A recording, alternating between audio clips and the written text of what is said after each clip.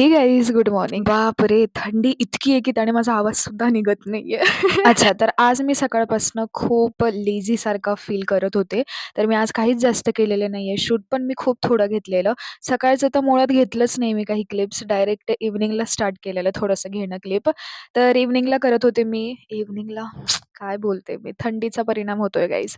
रात्री मी करणार होते बिर्याणी. आता मला बिर्याणी येते ना, सो कधी-कधी माझ्या डोक्यावर खापर फुटणार आहे गाईज बिर्याणी बनवण्याचं. सो बिर्याणी करत होते मी इथे.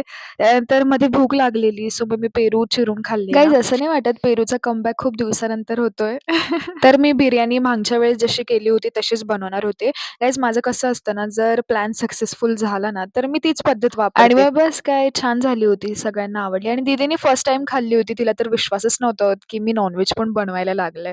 सो तिलाही खूप आवडलेली. मग आम्ही जेवण वगैरे एन्जॉय केलेलं. त्यानंतर दीदीसोबत मी गप्पा मारत होते इथे आणि मग झोपून घेतलेलं. Thank for watching. भेटूयात उद्याच्या व्लॉगला. Do like, share, comment and subscribe. Bye bye. Good night.